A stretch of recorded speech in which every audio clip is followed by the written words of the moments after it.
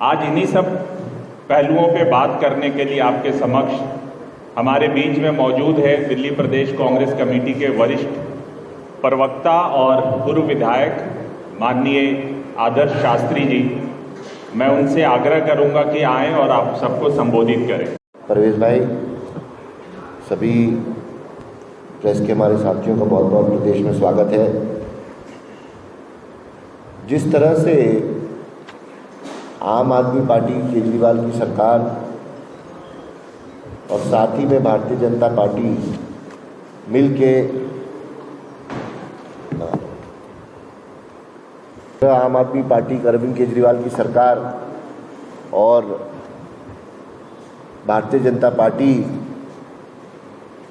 आपस में खो खो का ये खेल खेल रही है, ये आप सबके सामने और दिल्ली के लोगों के सामने आपके माध्यम से उजागर करना चाहते हैं। जो आबकारी नीति में बेईमानी और भ्रष्टाचार हुआ वो तो अब सभी के सामने साफ है और बहुत जल्द अरविंद केजरीवाल और मनीष सिसोदिया अरेस्ट होकर जेल जाएंगे। मगर साथ में ही किस तरह से भारतीय जनता पार्टी और आम आदमी पार्टी मिलकर डीटीसी बस के जो 1000 बस खरीदने का टेंडर था उसमें किस तरह से आपस में मिल के साथ घाट के साथ एक खो खो का खेल खेल रहे हैं, उसको मैं आपके बीच में रखना चाहता हूँ। आपको याद होगा कि पहले तो पिछले 8 वर्षों में अरविंद केजरीवाल की सरकार में डीटीसी ने कोई भी बस नहीं खरीदी। जितनी भी बसें जो आई हैं वो कॉन्ट्रैक्चुअल बसें आई हैं और पूरी तरह से अरविंद केजरीवाल की सरकार नाकाम रही है बसें खरीदने में। जो लगभग 5,500-6 हज़ार बसें होती थी, आज वो घटकर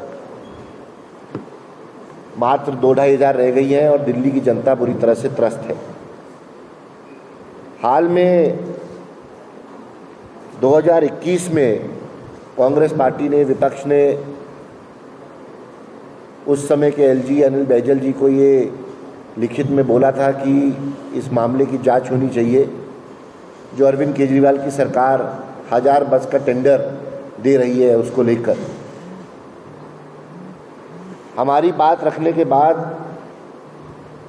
इस पे एलजी साहब ने जांच के आदेश दिए और जांच के आदेश लगभग जुलाई के महीने में 11 जुलाई को वो आदेश दिए गए।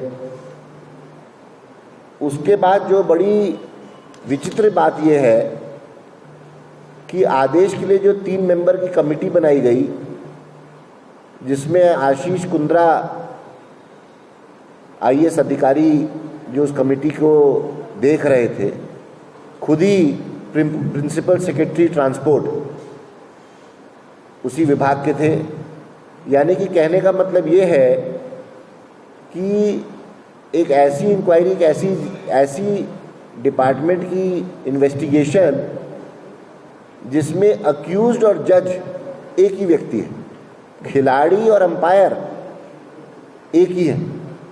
यानी कि आशीष कुंद्रा जी और उनकी कमेटी अपने ही डिपार्टमेंट की जांच कर रही है जिसके वो खुद हेड थे, और अपने ही डिपार्टमेंट को 2-3 महीने के अंदर उन्होंने क्लीन चिट दे दी, ये बोल के कि हमें अपने डिपार्टमेंट में यानी कि अपने काम करने में और अरविंद केजरीवाल के हमारे इस 1000 बस के ऑर्डर के काम में कोई भी गलती, कोई भी भ्रष्टाचार नहीं पाया गया। और 3 महीने बाद इस कमेटी ने क्लीन चिट दे दी। जांच पूरी की नहीं गई, केवल 5 मामलों के अंदर सिमट के ये जांच रह गई, जबकि जांच पूरी तरह से होनी चाहिए थी, पूरी जानकारी लेनी चाहिए थी। कहाँ पे टेंडर दिया गया, कितने का टेंडर दिया गया, कौन सी स्पेसिफिकेशन बस की थी, मेंटेनेंस कॉन्ट्रैक्ट की क्या स्पेसिफिकेशन थी, इसके बारे में कोई चर्चा नहीं की गई। केवल 5 मामलों तक ये सीमित करके अपने आप ही को क्लीन चिट अरविंद केजरीवाल की सरकार ने दे दी। जब ये हुआ उसके बाद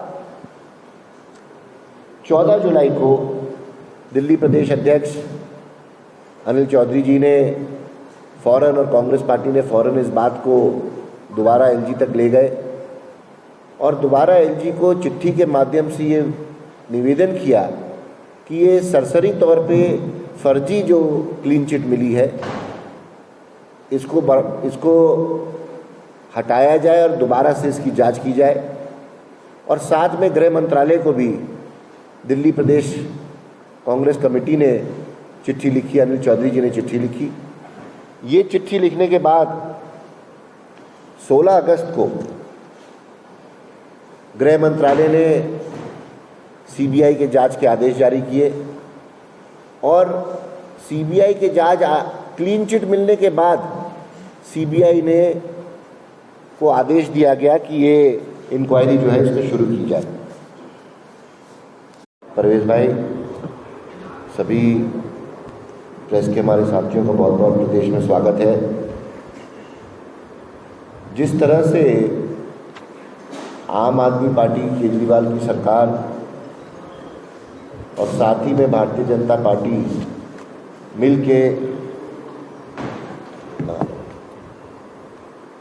आम आदमी पार्टी अरविंद केजरीवाल की सरकार और भारतीय जनता पार्टी आपस में खो खो का ये खेल खेल रही है, ये आप सबके सामने और दिल्ली के लोगों के सामने आपके माध्यम से उजागर करना चाहते हैं।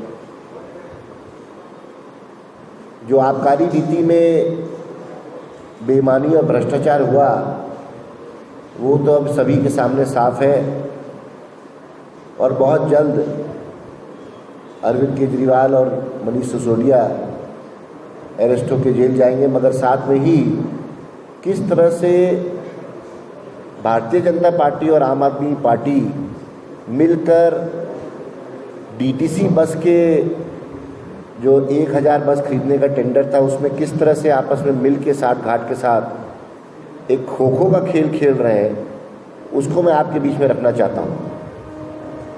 आपको याद होगा कि पहले तो पिछले 8 वर्षों में अरविंद केजरीवाल की सरकार में डीटीसी ने कोई भी बस नहीं खरीदी। जितनी भी बसें जो आई हैं वो कॉन्ट्रैक्चुअल बसें आई हैं और पूरी तरह से अरविंद केजरीवाल की सरकार नाकाम रही है बसें खरीदने में। जो लगभग 5,500-6 हज़ार बसें होती थी, आज वो घटकर मात्र 2-2.5 हज़ार रह गई हैं और दिल्ली की जनता बुरी तरह से त्रस्त है। हाल में 2021 में कांग्रेस पार्टी ने, विपक्ष ने उस समय के एलजी अनिल बैजल जी को ये लिखित में बोला था कि इस मामले की जांच होनी चाहिए। जो अरविंद केजरीवाल की सरकार 1000 बस का टेंडर दे रही है उसको लेकर हमारी बात रखने के बाद इस पे एलजी साहब ने जांच के आदेश दिए और जांच के आदेश लगभग जुलाई के महीने में 11 जुलाई को वो आदेश दिए गए। उसके बाद जो बड़ी विचित्र बात यह है कि आदेश के लिए जो 3 मेंबर की कमेटी बनाई गई जिसमें आशीष कुंद्रा वही व्यक्ति क्लीन चिट दे रहा है जो खुद इस मामले में विलीन है। एक ही इंक्वायरी में अंपायर और प्लेयर एक ही व्यक्ति कैसे हो सकता है?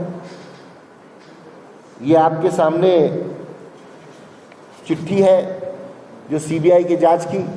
ये कांग्रेस पार्टी के अनिल चौधरी जी के आदेश के बाद के निवेदन के बाद, माफ़ कीजिएगा, निवेदन के बाद इसके आदेश जारी किए गए।